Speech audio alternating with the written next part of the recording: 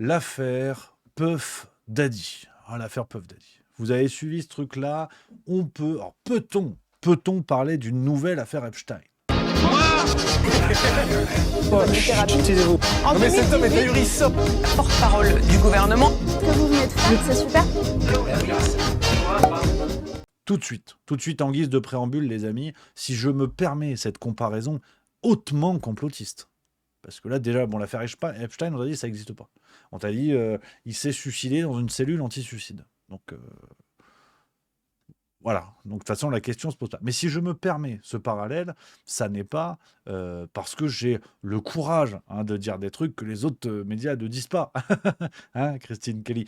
Non, c'est parce que cette comparaison est tentée en premier lieu, non pas par moi, mais par le journal Le Monde, et mieux que ça, par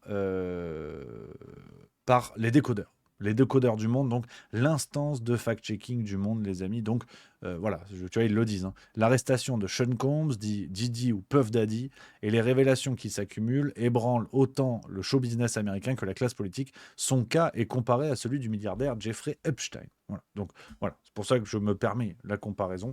Elle a été faite, bien sûr, par les décodeurs du Monde. Donc, si vous voulez, en termes de rapport à la vérité, vous avez Dieu, Mbappé et les décodeurs du Monde. Donc c'est vraiment, là on est sur quelque chose de sérieux. Alors, quelques petites blagues pour détendre l'atmosphère en amont les copains, parce que vous l'aurez compris, le sujet du jour, c'est pas le Club Med. C'est pas le Club Med, c'est pas Pierre et Vacances, c'est pas les villages Marmara Vacances. Là c'est chaud, là c'est extrêmement tendu et voilà, je détends un petit peu le truc maintenant, après ça va être chaud sur cette affaire qui peut tout à fait, et sans volonté de teasing ou de faire du mauvais suspense, une affaire qui peut tout à fait être comparée à l'affaire Epstein. Et donc, je voulais avec vous, les amis, remonter tout ça, remonter de manière assez cadrée tout ce qu'il s'est passé, tout ce qui est reproché par voie de justice à ce Didi. On va prendre son dernier surnom en date parce qu'il s'est appelé plein de trucs différents. On va l'appeler Didi. Voilà. On va l'appeler Didi. Les amis, parce qu'en fait, il y a plein d'éléments qui sortent sur les réseaux sociaux, dans les médias. Je trouvais, en tout cas à titre personnel, que c'était compliqué d'y voir clair dans tout ça. Et donc, l'enquêtrice Marie de l'équipe Juste Milieu, que je salue et que je remercie, nous a construit un script impeccable avec toutes les infos. On va tout retracer et à la fin, on prendra le temps de la conclusion. Parce que je crois qu'il y a beaucoup de choses à dire et on verra à ce moment-là en quoi cette affaire est pour moi dans la dynamique, dans une dynamique identique à celle de l'affaire Epstein, avec tous les mauvais côtés médiatiques notamment que l'on peut imaginer. Donc, les amis, alors cet article du Monde, je faisais la blague, mais il est très intéressant parce que vous avez toute la chronologie. Donc cet article-là est au centre de ce que je vais vous dire. Il y a plusieurs sources que je vais vous montrer à chaque fois.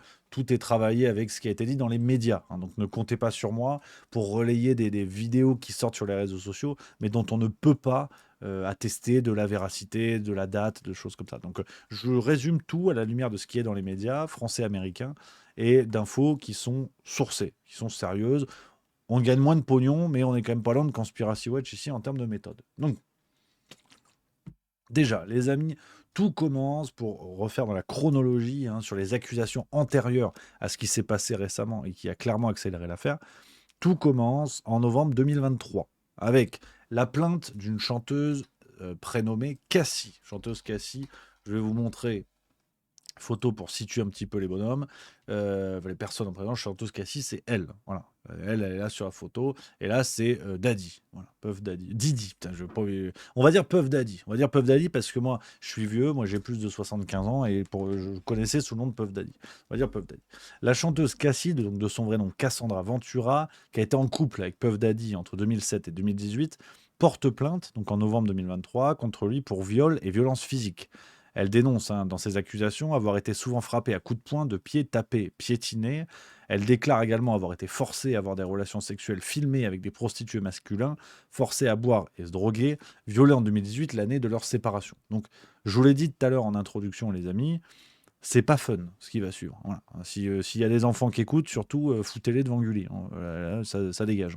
Là, c'est pas fun, on est sur des choses graves. C'est pour ça que la comparaison avec l'affaire Epstein se tient parce qu'on est sur des choses graves. Je dirais même que dans une certaine dynamique, on n'est pas loin de l'affaire Weinstein. J'y reviendrai à la fin de la vidéo. Donc, dans les déclarations de cette chanteuse, donc de Cassandra Ventura, en novembre 2023, il y a déjà des premières révélations, et ça commence vraiment là, hein, les principales révélations, de soirées dites Freaks Off. Freaks Off, soirée organisée par Puff Daddy, clairement présentée dans les médias, hein, je vous parle de l'article du Monde, a présenté ça comme des soirées orgiaques. Voilà, hein, c'est la version sympatoche. C'est la version sympatoche de la manière avec laquelle on peut désigner ces soirées. Hein, ouais, le Monde nous dit ça. Hein. L'existence des freak off, des soirées sexuelles orgiaques de plusieurs heures, voire jours. Et les deux parties, hein, donc suite à la plainte de Cassandra Ventura, les deux parties vont trouver un arrangement financier le 17 novembre. Donc, si on continue, sur toujours cette affaire Cassie, donc Cassandra Ventura, il y a une vidéo qui va être publiée en mai 2024 qui a contribué à définitivement mettre le feu aux poudres, où on voit le chanteur traîner son ex-femme par les cheveux, hein, la traîner à même le sol. Et à la suite de ça, ce qui a contribué à éteindre les poursuites après un arrangement financier, Puff Daddy a déclaré dans un communiqué « Mon comportement sur cette vidéo est inexcusable, j'assume l'entière responsabilité de mes actes dans cette vidéo. » Alors, sur la suite des actes, on va voir. On va voir s'il assume tout. Je vais un petit peu vite sur la chronologie, mais pour que vous compreniez l'ampleur de tout ça. 2 plaintes ont été déposées ensuite à la suite du témoignage de Cassie en novembre 2023. Une certaine Lisa Gardner qui accuse Puff Daddy de l'avoir violée quand elle avait 16 ans dans les années 90. Une autre plainte de Joy Dickerson-Neal qui déclare avoir été droguée à son insu, agressée sexuellement et filmée. Et le motif des plaintes est pour agression, trafic d'êtres humains et chantage à la diffusion de vidéos sexuelles. On continue en décembre 2023, plainte anonyme pour viol en bande, une victime de 17 ans au moment des faits qui dit avoir été kidnappée en 2023 par Puff Daddy et 2 acolytes. Et la victime déclare qu'elle a été véhiculée dans un coffre avec de la drogue et de l'alcool avant d'abuser d'elle dans le studio d'enregistrement du rappeur. En février 2024, on a une action en justice du producteur Lil Rod qui, lui, reproche à Puff Daddy des faits de harcèlement sexuel et agression sexuelle. Il affirme également détenir des centaines d'heures d'enregistrement de soirées, mêlant drogue, travailleurs du sexe, mineurs et soumission chimique. Ceux qui ont bien suivi l'affaire Epstein, normalement, auront tiqué avec cette histoire de centaines d'heures d'enregistrement de soirées. On y reviendra. Il y a des nouveaux noms qui sortent, avec notamment le directeur d'Universal, un certain Lucian Grange, et Ethiopia Abtemariam, directrice de la Motown. Donc, on comprend, là encore, ce qui rappelle d'autres affaires, des ramifications. C'est-à-dire des gens qui étaient au courant, qui participaient, qui ont couvert tout ce qu'on peut imaginer. Mars 2024, on a une perquisition, la fameuse perquisition dans les maisons de Los Angeles et Miami du rappeur, avec des soupçons de trafic sexuel. Ça a été couvert notamment par Le Point. Des dizaines d'agents fédéraux, certains armés, ont débarqué dans la résidence de Los Angeles de Sean Combs, accusé de viol par plusieurs femmes. C'était le 26 mars 2024. Fameuse perquisition, regardez, vous avez une Combs, vidéo. the rapper and music executive, perhaps being linked to a sex trafficking investigation. He got some shots of a few people coming out of the home.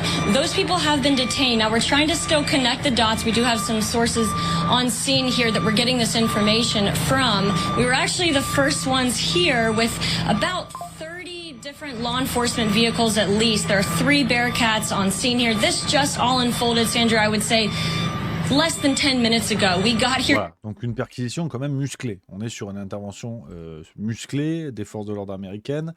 On retrouve alors des choses complètement abracadabrantesques. Il y a cette histoire de plusieurs centaines de bouteilles d'huile pour bébé, par exemple. Apparemment, l'un des avocats de Puff Daddy aurait déclaré qu'il aimait acheter en gros. Ça, j'aimerais que ce soit une blague. On a vu passer ça sur les réseaux sociaux. J'essaie de voir si je peux vous le retrouver. Bon, sinon, c'est pas très très grave. Mais des choses complètement dingues. On continue avec, en mai 2024, des accusations de la mannequin Crystal McKinney contre Puff Daddy. Elle accuse le producteur de l'avoir invité dans son studio, de l'avoir poussé à consommer de l'alcool et de la marijuana jusqu'à ce qu'elle ne soit plus lucide et forcée à lui prodiguer une fellation. Elle dit avoir subi des pressions pour ne pas porter plainte. On continue en juin 2024 avec la plainte de Derek Lee Cardello Smith, qui est détenu de 50 ans, qui accuse Puff Daddy de l'avoir agressé sexuellement en 97 après l'avoir drogué.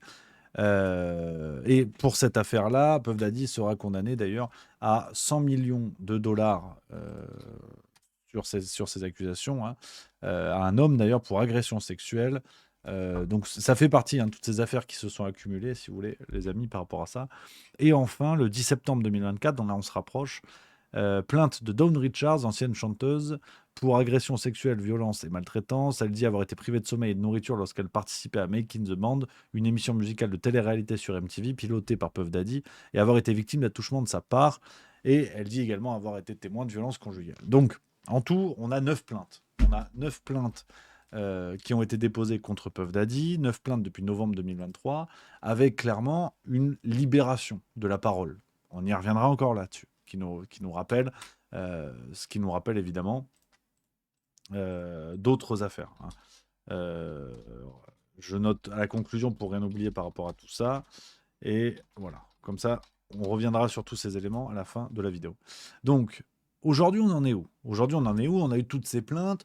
On a envie de se dire, parce que nous, on n'est pas complotistes, on est des gens sérieux. Tu te dis, bon, bêtement, tu as envie de dire, ah ouais, il y a une coïncidence.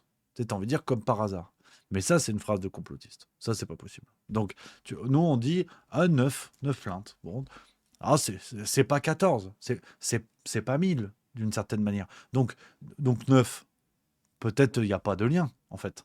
Peut-être c'est le hasard, tu vois. Donc, il faut être dubitationniste. Vous connaissez la ligne de la maison. On est dans une logique de admettons, tu vois, bon, pourquoi pas. Le problème, c'est que ça se corse. Et notamment le 16 septembre 2024, Puff Daddy a été officiellement inculpé pour trafic sexuel et extorsion.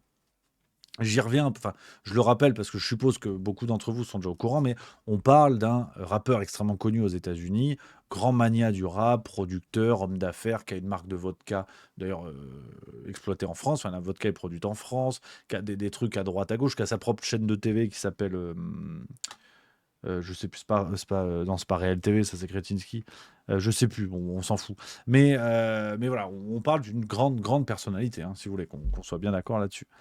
Puff Daddy a été donc, le 16 septembre 2024, placé en détention provisoire. Il y a eu un refus de la part de la justice américaine de libération sous caution. Et il lui est clairement reproché tout.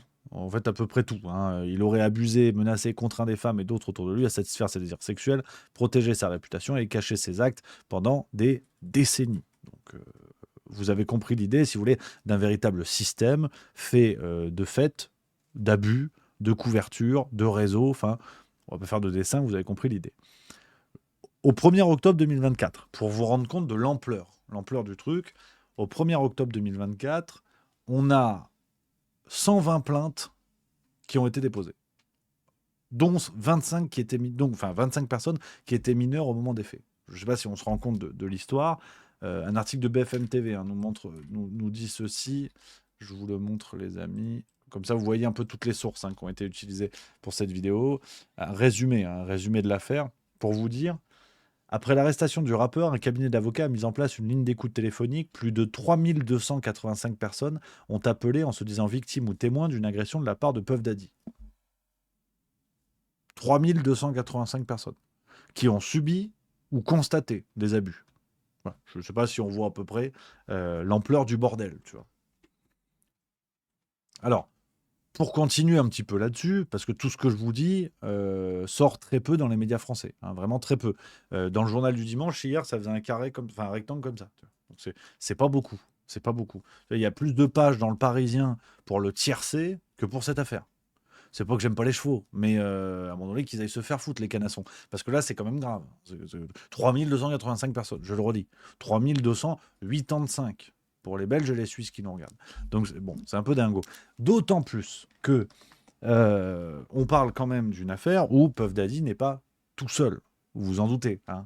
3285 personnes. À un moment donné, ça se voit. Même si tu as une grande baie vitrée, ça fait du passage. Ça fait de la fiesta et les gens peuvent s'en rendre compte. Et le problème, c'est que on a plusieurs noms qui ont été cités dans les médias, surtout américains, de noms de personnes qui gravitaient autour de Puff Daddy.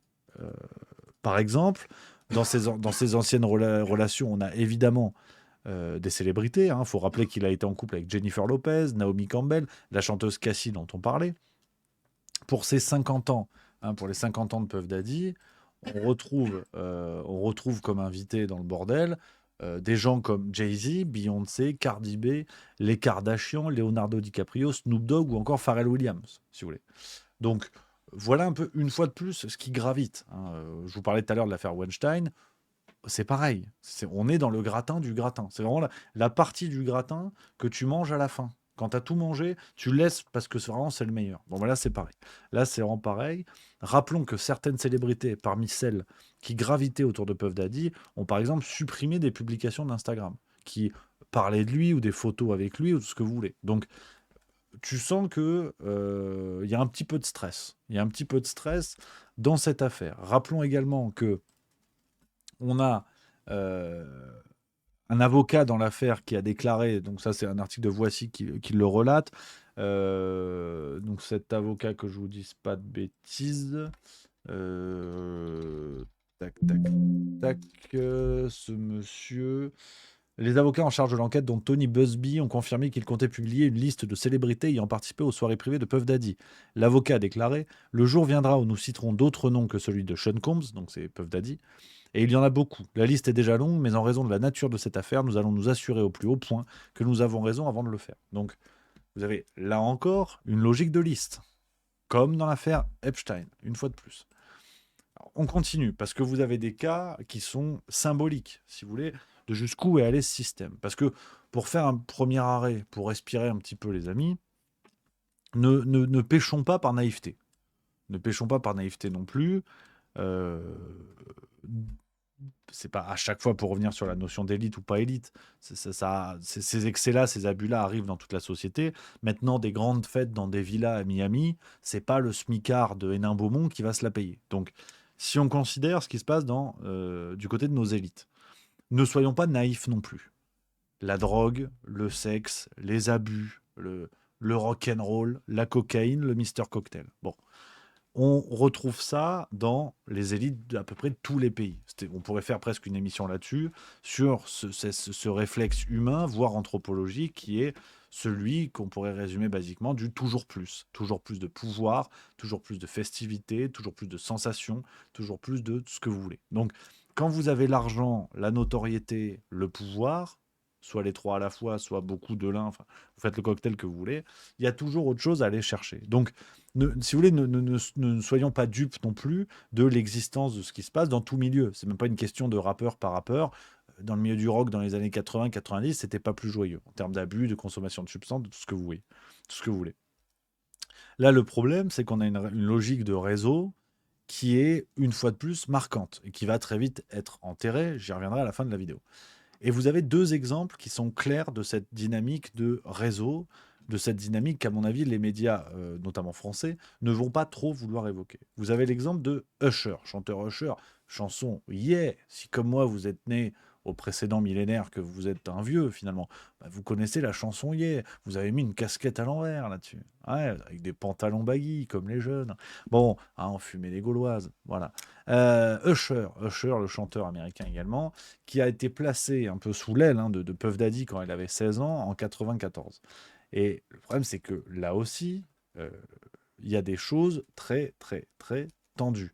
Usher témoignait en 2004, il y avait toujours des filles chez lui, on ouvrait une porte et on tombait sur quelqu'un en train de le faire, ou sur une orgie avec plusieurs personnes. En 2016, il déclare également, dans des bribes d'interviews qui aujourd'hui font sens, si vous voulez, c'était fou, des choses très curieuses se passaient, je ne les comprenais pas forcément.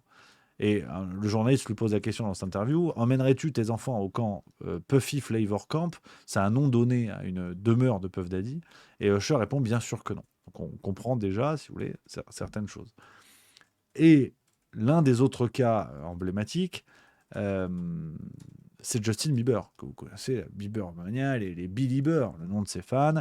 Donc là, on est encore dans quelque chose d'intéressant. Justin Bieber était plus ou moins sous l'aile de Usher. C'est un peu lui qui l'a fait connaître. Et par cet intermédiaire, Bieber va rentrer en contact direct avec Puff Daddy. Et forcément, tout remonte à la surface aujourd'hui. Alors, on a un biais de confirmation qui fait qu'on a envie de se dire, évidemment, tout est lié.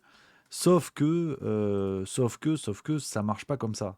il faut être prudent, mais il y a quand même des séquences qui posent de sérieuses questions. Là, c'est une vidéo où vous allez voir Justin Bieber avec Puff Daddy. Bieber a environ 16 ans à ce moment-là. Les propos prennent un autre sens. Like to go?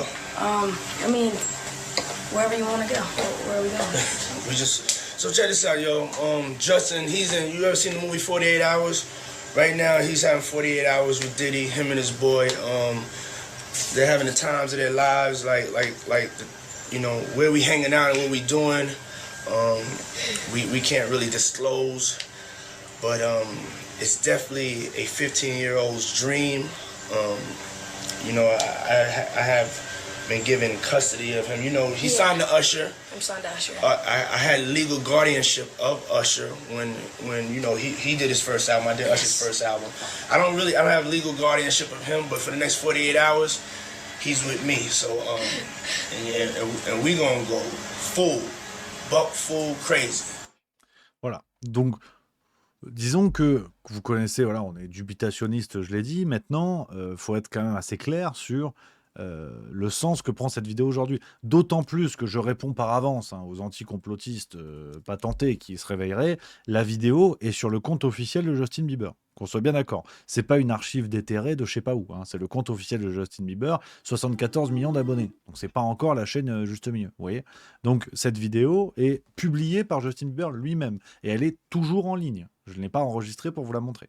Donc qu'on soit bien d'accord sur la réalité de ce truc-là. Et je le redis, avec la prudence nécessaire à l'aune des faits que je vous donne, on a envie de l'interpréter de cette manière-là. Maintenant, voilà, libre à chacun d'en faire son analyse, et ça n'en fait pas une vérité. Ça nous oriente quand même un petit peu. Donc Justin Bieber, on sait, était très proche de Puff Daddy. Des proches en témoigné, c'est ressorti dans quelques articles. Justin Bieber n'aurait jamais dû être autorisé à faire la fête avec Puff Daddy ou quelqu'un d'autre quand il était adolescent. Il a été jeté dans la gueule du loup par sa mère Patty Mallette et son père Jeremy Bieber, largement absent. Donc après, on va être très clair, on va pas faire l'économie de ça. Je vais pas vous le montrer. Mais il y a des vidéos très subjectives où on pourrait deviner Justin Bieber au cours d'une soirée où on a l'impression qu'il est surpris en train de prodiguer une fellation à un mec. Je vous en dis pas plus. Si vous avez vu la vidéo, vous avez vu la vidéo. Si vous l'avez pas vu, vous l'avez pas vu. Mais on a beaucoup d'éléments qui remontent aujourd'hui sur la réalité des rapports entre Justin Bieber et Puff Daddy. Parce que de toute façon, et ça c'est avéré, il y a eu des mineurs abusés. Il y a eu des mineurs abusés, et le cas de Justin Bieber n'est pas plus ou moins grave parce qu'il est connu, il est juste symbolique dans la mesure où tout ça se faisait à ciel ouvert. Donc voilà, qu'on soit d'accord avec ce truc-là. Je le redis, la vidéo dont je viens vous parler, évidemment que je ne vais pas la montrer, mais c'est une vidéo typiquement qui remonte actuellement et qui doit être interprétée avec beaucoup de prudence. Parce qu'on est en plein biais de confirmation où, parce que je vous dis ce que je viens de vous dire, on a envie de se dire, évidemment, tout ça est clair. Peut-être que c'est le cas, peut-être que ça n'est pas le cas, mais si on veut réfléchir sérieusement, il faut s'éviter justement de tout faire rentrer dans la case qu'on a envie de construire. Donc, on peut passer après, il y a plusieurs choses, mais qui sont importantes par rapport à ce que je vais vous dire. Aujourd'hui, il y a même des soupçons qui remontent concernant la mort de Tupac, Puff Daddy qui pourrait avoir été impliqué dans cet assassinat. On a aujourd'hui 50 Cent, donc avec la rivalité entre les deux rappeurs, rivalité historique, là, moi j'en sais rien, on m'a raconté. On a appris, donc, ce qui est quand même complètement dingue, et ça aussi, je veux revenir avec vous là-dessus, parce que c'est très symbolique en fait de ce genre d'affaires. Vous avez 50 Cent, que vous connaissez sûrement, In Da Club, voilà, In Da Club, qui prépare un documentaire pour Netflix sur les accusations de trafic sexuel visant Puff Daddy. Voilà. Donc c'est-à-dire, le truc est même pas réglé, qu'il y a déjà Netflix qui va faire un documentaire. On va y revenir. Donc vous avez voilà, des révélations qui reviennent, si vous voulez. 50 Cent qui s'est exprimé, qui dit que les fameuses soirées Freaks Off de Puff Daddy impliquaient une consommation abondante de drogue et des relations sexuelles forcées, laissant les participants si épuisés qu'il fallait leur administrer des liquides par voie intraveineuse pour qu'ils se rétablissent. On a Eminem également qui a fait des références claires, notamment dans son nouvel album The Death of Slim Shady. Il y a des références claires où il joue sur les sonorités pour envoyer certains messages, notamment un message avec le mot violeur en anglais. Donc on a, si vous voulez, tout ça, la parole qui se libère à la fois maintenant, mais aussi auparavant, où certains bruits étaient déjà présents. Donc, les amis, on a remonté un petit peu la chronologie de manière peut-être un petit peu chiante, mais je trouve que c'est très important d'avoir tout en tête pour savoir sur quoi on se positionne, de quoi on parle concrètement et proposer des éléments d'analyse. Je le redis, c'est très important, quitte à être redondant. Ces éléments d'analyse ont du sens par rapport à moi et tout ce que je vais vous dire, ça a du sens de par le fait que c'est appuyé par des sources. Je pourrais aller plus loin, je pourrais aller vous parler de certaines choses que j'ai vues sur les réseaux, mais que je ne peux pas prouver, que je ne peux pas défendre. Donc pour moi, ça détruirait l'intérêt de ce que j'ai à vous dire. Donc quitte à être un peu froid, quitte à être pas forcément dans le gossip, des trucs vraiment vénères qu'on a pu voir sur les réseaux, je préfère avoir ces éléments-là, mais qui en disent déjà suffisamment long. Donc on va être... La principale question qui se pose, c'est pourquoi maintenant, pourquoi aussi fort? Une fois de plus, vous avez cette fameuse libération de la parole qui démontre toute la supercherie de ce genre d'affaires. En tout cas, tout on va dire, la tromperie dissimulée dans le traitement médiatique de ce genre d'affaires. Parce qu'on va beaucoup faire la comparaison avec l'affaire Epstein et l'affaire Weinstein, vous vous en doutez. C'est à chaque fois la même mécanique. Vous avez la plainte de trop, la révélation de trop, le bruit de trop, qui va faire en sorte que l'affaire va être médiatisée, parce qu'on ne pourra plus la cacher, parce que ce sera trop gros, ce sera trop tout, donc on ne pourra plus la cacher médiatiquement. Il y a ce déclenchement, et il y a tout de suite un traitement qui se met en place, et que l'on peut retrouver dans les 3 affaires. On reviendra plus en détail sur l'affaire Puff Daddy, mais vraiment j'analyse le traitement médiatique qui est fait de cette affaire Puff Daddy. C'est terrible. Alors, on est sur 3 occurrences, Weinstein, Epstein et l'affaire Puff Daddy. On est sur 3 occurrences. Je pense que c'est pas trop mal en termes de statistiques. C'est pas dingo, mais c'est déjà pas mal. C'est tout le temps la même mécanique. Le déclenchement parce que le truc de trop. Le truc de trop qui oblige les médias à en parler, qui oblige la justice à s'en saisir. Les révélations qui partent dans tous les sens. Ça part dans tous les sens, on relaie des trucs complètement absurdes, ce qui donne déjà des billes aux fact-checkers pour dire oui, mais vous voyez, attention, oula, il n'y a pas de prudence, il y a machin, il y a bidule. La justice qui fait plus ou moins son boulot, alors c'est pas qu'ils veulent pas le faire, mais sur l'affaire Weinstein, bon, bah, le mec croupi en prison, bon, a dégagé voie 12, on n'en parle plus. L'affaire Epstein, bon, bah, suicide dans une cellule anti-suicide, hein, ça c'est, voilà. Et sincèrement, si j'étais le naturopathe de Puff Daddy, je forcerais un petit peu plus sur l'huile essentielle de menthe poivrée, parce que je donne pas franchement cher de sa peau. Mais bon, ne soyons pas complotistes, évidemment.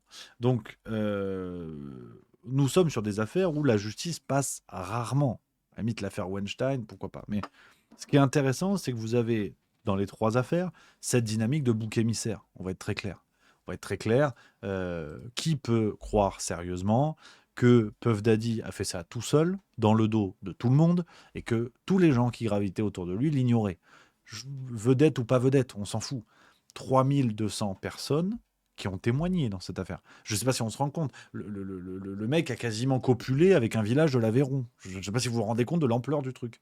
Donc, c'est tout le temps pareil. L'affaire Weinstein, c'est pareil. Le nombre d'actrices qui sont sorties du bois pour expliquer qu'elles ont entendu, elles ont subi, elles ont machin, elles ont bidule. En attendant, seul Weinstein est tombé. C'est le principe même du bouc émissaire. C'est-à-dire que un individu qui prend pour tout le monde. Et en tuant symboliquement l'individu, symboliquement ou pas, on tue l'affaire avec lui. On fait mourir l'affaire avec lui. Mais rappelons quand même que l'affaire Epstein, aujourd'hui avérée, on a retrouvé, on sait que dans son avion, surnommé le fameux Lolita Express, on sait que sur son île se sont rendus des gens comme Bill Clinton, comme Bill Gates, comme Stephen Hawking, ce qui ne fait pas d'eux des coupables, on est d'accord. Mais graviter autour d'Epstein, ce genre de personnalité, qui a eu des comptes à rendre parmi ces gens-là? Et j'en passe. Qui a eu des comptes à rendre? L'affaire Weinstein, pareil. Qui peut croire sérieusement que le mec faisait ça tout seul dans ses chambres d'hôtel? C'est pas sérieux, en fait. Donc la narration qu'on nous propose, c'est une narration pour les enfants. Et encore, je pense qu'à partir de 6 ans, on a compris que ça ne marche pas comme ça. C'est pas possible. Quand vous faites un match de foot, vous perdez 3-0. Si vous assassinez votre milieu de terrain, vous avez toujours perdu 3-0. Ça efface pas le score, en fait. Donc là, on dirait que c'est pareil. C'est-à-dire que Puff Daddy, on va le foutre en prison. Il n'y a plus d'affaires.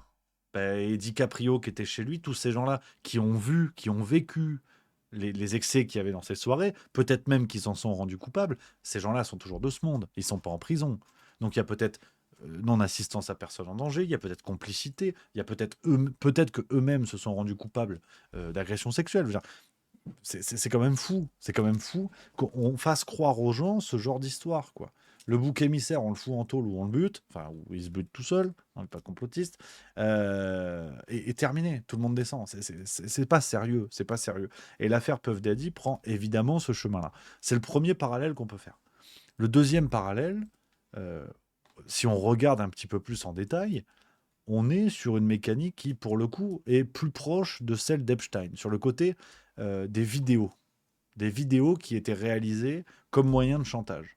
Non pas qu'il n'y avait pas de film avec Weinstein, mais il violait des actrices justement pour faire des films. Hein, Puff Daddy et Epstein, ils font des films pendant que les gens se font violer. Donc si vous me permettez la légèreté du propos. Donc c'est pareil en fait. On retrouve une mécanique qui est pensée, qui logistiquement ne peut pas être faite par un mec tout seul. C'est pas Puff Daddy qui a branché ses petites caméras. Enfin, soyons sérieux quoi. Donc là encore, le fonctionnement lui-même démontre un système.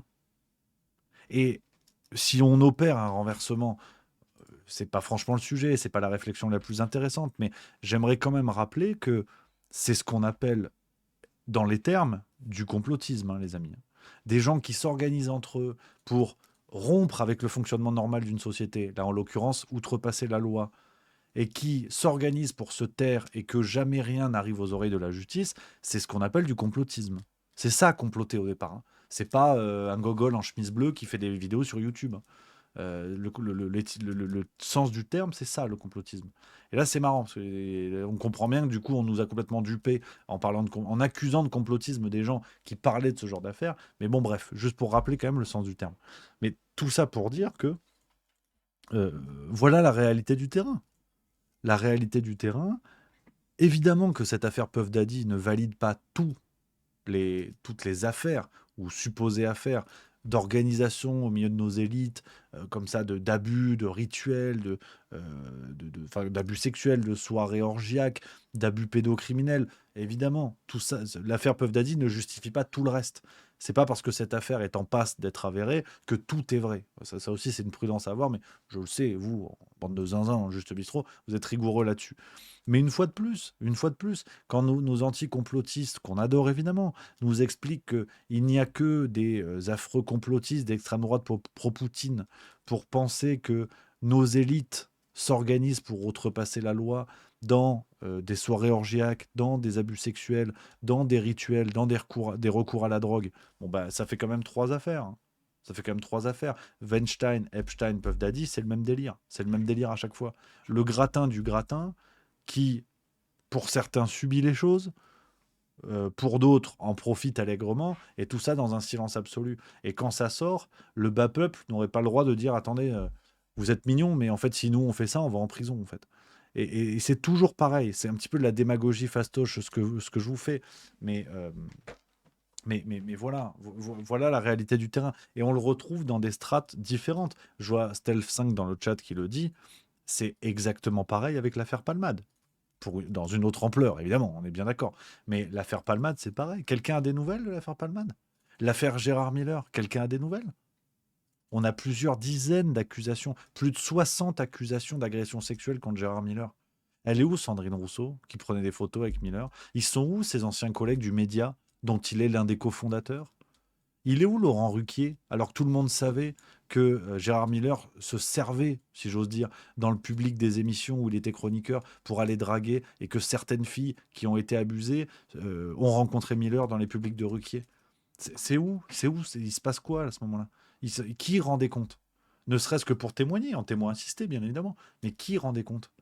Et l'affaire Palmade, je vous en parle même pas. On se rappelle quand même de l'article de l'Indépendant sur l'affaire Palmade qui se posait la question de qui était présent dans la maison de Palmade le soir où il est allé acheter de la drogue et qu'il a eu cet accident-là. Qui était dans la maison? Il y a eu un seul article qui se posait la question, clairement, de et si c'était des fils de célébrités, notamment fils de ministres, évoqué l'Indépendant à ce moment-là. Donc, enfin, à la fois pour finir là-dessus, les amis, parce que vous avez compris l'idée, on va pas répéter 14 fois les choses, mais on est sur des mécaniques proches, avec ce recours au bouc émissaire. On comprend une fois de plus, et là, le rapprochement est plutôt entre l'affaire Weinstein et l'affaire Puff Daddy, la supercherie médiatique qu'est la question de la libération de la parole. Je dis bien dans ces élites-là, je dis bien sur le plan médiatique. Une femme abusée dans la société civile, si j'ose dire, qui libère sa parole, qui va porter plainte, qui témoigne, qui machin, c'est évidemment louable et hautement courageux. Je parle du traitement médiatique qui est fait de la question de la libération de la parole, où en fait, on se rend bien compte que c'est une libération qui se fait a posteriori et qui, pour certaines personnes, je ne dis pas pour tout le monde, se fait à partir du moment où ils sentent que ça chauffe pour eux. C'est quand même passionnant, tous ces gens qui se réveillent aujourd'hui en disant « Ah oui », et notamment des gens du showbiz, hein, je le redis. Là, pour le coup, je fais clairement une scission élite-anti-élite, parce qu'on a vu avec l'affaire Epstein que quand les gens qui ne sont pas de l'élite vont témoigner qu'ils ont été abusés ou qu'ils connaissent des gens qui ont été abusés, tout le monde s'en branle. Et à part le cas de Victoria Giuffre, dont la plainte a fait du bruit, dans l'affaire Epstein, la majorité des témoignages n'ont pas été entendus et médiatisés. Donc là, pour le coup, pour moi, il y a vraiment une scission élite-non-élite. Et sur l'affaire Weinstein, c'est quand même passionnant, cette libération de la parole qui se fait au lendemain de l'affaire de trop. C'est quand même dingue. C'est-à-dire qu'avant, je peux comprendre bien évidemment la dynamique de la peur de témoigner, la peur de perdre son travail, la peur de tout ça, évidemment. Mais je parle de tous les gens qui n'ont pas subi, qui n'ont pas été violés, qui n'ont pas été abusés, mais qui savaient, qui n'ont rien dit, et qui se réveillent aujourd'hui. C'est quand même extraordinaire. Par exemple, lui qui est si prompt à faire des réactions, des tweets et compagnie, il est où Omar Sy à ce moment-là? Lui qui a tourné dans des films produits par la compagnie de Weinstein, il est où à ce moment-là?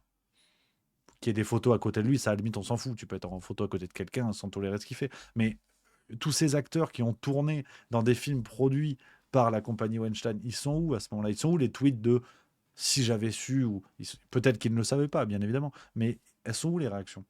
Donc c'est toujours pareil, c'est toujours pareil. Et l'affaire Puff Daddy, c'est la même. Vous avez aujourd'hui les célébrités qui sortent du bois qui disent « Ah oui, oui, moi en fait, je le savais, je machin, je bidule ». Et médiatiquement, aujourd'hui, j'appelle à la comparaison. Je ne dis pas que c'est l'intention des journalistes de faire passer un message, je reste prudent. Mais c'est quand même passionnant. L'affaire de l'abbé Pierre, ça couvre tout ce que vous voulez dans les médias. Libération, on a déjà fait plusieurs dizaines de pages en tout. Et l'affaire Puff Daddy, allez-y. Tiens, si vous ne savez pas quoi faire demain matin, lisez les journaux, vous allez voir. Lisez les journaux, vous allez voir, il n'y a pas grand-chose. Il n'y a pas grand-chose. 3200 témoignages, pour rappeler le nombre. Donc voilà les amis, pour finir là-dessus, ce qui me rend dingue. Et une dernière chose, une dernière réflexion, je ne sais pas si vous serez d'accord avec ça, mais un truc par contre qui m'énerve au plus haut point, et je pense qui est symptomatique de ce genre d'affaires, de manière peut-être un peu plus indirecte, mais c'est la fictionnalisation de ces affaires. C'est-à-dire, vous prenez l'affaire Weinstein, on a eu un film qui s'appelle She Said. Il y a eu un film qui est sorti, je crois, l'année dernière, en 2023, qui s'appelle She Said, où ça retrace le travail des journalistes qui ont révélé l'affaire Epstein. C'est-à-dire que l'affaire n'est même pas réglée, techniquement. Weinstein n'a pas été jugé pour tous ses procès. Je crois qu'il doit être rejugé pour une demande de liberté, quelque chose comme ça. Et il y a déjà un film. C'est-à-dire que, si on résume sur l'affaire Epstein, Hollywood a couvert un détraqué sexuel, violeur multi-récidiviste, avec tout un système qui a fermé les yeux et qui savait pour certains d'entre eux, et non content d'avoir rien dit et d'être le symbole, si vous voulez, de ces élites qui couvrent ce genre de drame et de scandale, derrière, ils font un film pour faire du pognon. C'est vraiment la boucle est bouclée. La boucle est bouclée. Sur l'affaire Weinstein, on est au sommet du cynisme. Et là, c'est pareil. Les actrices qui sont montées comme ça, les actrices ou les acteurs, on s'en fout d'ailleurs, les gens du monde du cinéma qui sont montés au créneau en disant « Ah, mon Dieu, vous vous rendez compte, c'est pas bien, la libération de la parole, la masculinité toxique. » En fait, quand on fait du pognon sur cette affaire, qui vient dire quelque chose? Les victimes n'ont pas été indemnisées, le truc n'est pas complètement jugé, on vient déjà faire de l'argent pour fictionnaliser le truc. Comme si on le sortait du réel, et maintenant c'est sur vos écrans, donc bon, il y aura eu Spider-Man, il y a eu Weinstein, quoi. Donc ça, c'est pour l'affaire Weinstein. L'affaire Epstein, pareil. Alors, ça n'est pas encore jugé, notamment, Epstein est mort, donc voilà, ça c'est réglé. Mais sa femme, Madame Maxwell, qui a été arrêtée, qui doit être jugée sous peu, vous avez eu une série reportage sur Netflix. Alors pour le coup, ça n'est pas une fiction, mais vous avez déjà le reportage avec un traitement à la Netflix. C'est pour ça que je vous parle de ça. C'est pas un traitement sur, on va dire, un média assez sérieux, assez classique et tout. Vous avez Netflix qui fait une série documentaire. Et là, l'affaire Puff Daddy, genre, le mec est en prison depuis même pas 2 mois, et il y a 50 Cent qui annonce une série avec Netflix également. Je crois que c'est Netflix, hein, ce que je vous ai dit. Un documentaire pour Netflix. C'est quand même extraordinaire. C'est quand même extraordinaire. Et je pense que ça, c'est l'un des grands dangers dans ces affaires, c'est la fictionnalisation. Parce que ça le sort du réel. Ça le sort du réel, et on se dit, mais finalement, voilà, le rouleau compresseur de la fiction ou du documentaire est déjà passé, et ça écrase le réel. Ça ne permet plus, à mon avis, c'est pour ça que tout le monde sera peut-être pas d'accord là-dessus, à mon avis, ça ne permet plus d'analyser sérieusement un scandale avec toutes ses aspérités, toutes ses complexités. Vous le faites rentrer dans un format série. Si c'est pas dans la série, c'est que c'est pas vrai. Et vraiment, je vous dis ça parce que la série reportage Netflix sur l'affaire Epstein, c'est du grand guignol. C'est du grand guignol en termes de ce qui est révélé. Bien évidemment que c'est déjà grave, mais on est à 15% de la gravité des faits. Donc, je trouve que c'est terrible. C'est terriblissime, et d'une certaine manière, ça contribue à créer une version officielle. Comme souvent dans ce genre de drame, vous avez la version officielle qui deviendra indubitable.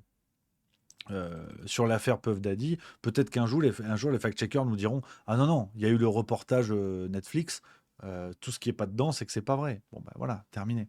Donc, c'est le fameux vu à la TV, hein, le tampon qu'on met sur les paquets de lessive. Donc, je trouve ça gravissime. Et voilà ce que je voulais vous proposer, les amis, sur cette affaire, notamment en guise de conclusion, pour rester prudent, parce que on a tout le temps le même traitement, et qui nous pousse à être beaucoup plus rigoureux dans notre analyse, comme j'ai essayé de le faire, de prendre des choses sourcées, des choses carrées, ce qui est déjà suffisamment très grave dans ce qui est dit, et surtout de ne pas nous laisser avoir dans cette mécanique comme ça, où vous allez avoir bientôt les fact-checkers qui sûrement nous expliqueront que ouais, mais quand même, en fait, c'est pas dans le documentaire Netflix, donc c'est pas exactement ça. Puis les complotistes qui voient toujours de la pédocriminalité dans ce genre d'affaires, mais on la voit parce qu'il y en a. C'est toujours un petit peu la même chose, hein. Rappelez-vous, sur l'affaire Epstein, vous aviez des fact-checkers qui nous expliquaient que l'affaire Epstein a été médiatisée. C'est Quotidien, la fameuse séquence de Quotidien. C'était sur le scandale Balenciaga. Je ne sais pas si vous vous rappelez de cette affaire-là, la fameuse campagne de publicité de la marque de luxe Balenciaga, qui avait fait poser des enfants dans un contexte avec des symboles qui évoquaient clairement le monde SM. Il y avait des trucs en cuir, enfin un truc mais gravissime, dégueulasse, tu vois, des enfants de 6-8 ans, un truc dégueulasse. Et Quotidien, avec l'un des journalistes, l'un des Playmobil en trottinette, qui avait fait une séquence là-dessus, et qui avait un raisonnement qui est symbolique de ce qui se passe. Le journaliste avait dit cette campagne contre Balenciaga a été lancée depuis les réseaux conservateurs et pro-Trump aux États-Unis. Donc déjà, premier niveau d'invalidation, hein, c'est quoi? C'est une décrédibilisation par association, je sais plus, c'est pas décrédibilisation le terme, mais bon, vous voyez l'idée, c'est qu'on vous associe à quelqu'un de mal vu, mal considéré, à un méchant, pour devenir méchant. Voilà, c'est assez logique. Et le niveau 2, le journaliste de Quotidien nous disait, de toute façon, dans ces milieux-là, pro-Trump, machin et tout, vous avez des gens qui voient de la pédocriminalité partout. Est-ce que finalement, le fait d'en voir partout n'est pas un signe que ça les intéresse et que peut-être les pédocriminels, ce sont eux? Je ne sais pas si vous vous rappelez de cette séquence, mais la rhétorique, elle est basique, elle est simple, et ça se passe toujours de la même manière. Voilà, déshonneur par association. Merci pour le Cassandre dans le chat. Donc, c'est toujours la même chose. Et vous allez voir qu'avec l'affaire Puff Daddy, c'est pareil. Ils vont nous sortir l'histoire de... Puff Daddy a abusé des femmes, c'est grave, c'est machin, la justice va faire son travail, et je vous parie quasiment à l'apéro que le volet pédocriminalité sera mis à l'ombre. On dira non, non, mais ceux qui y voient de la pédocriminalité sont des pédocriminels en puissance. Donc c'est gravissime, affaire à suivre, on y reviendra, les amis. Mais voilà ce que je voulais vous dire sur cette affaire-là, qui m'intéresse parce qu'elle est, une fois de plus, symbolique de notre système médiatique, quand il y a système médiatique. C'est-à-dire, voilà, comme je vous l'ai dit, je vous invite à regarder ce qui se dit dans les médias français. Vraiment, on a l'impression que Puff Daddy a volé un iPhone, hein, en termes de traitement. 3200 témoignages, je le rappelle, et pas grand-chose dans nos médias, mais c'est comme ça. Comme disait Julien Pain et la Tronchambier, si les médias n'en parlent pas, c'est que ça n'existe pas. Voilà.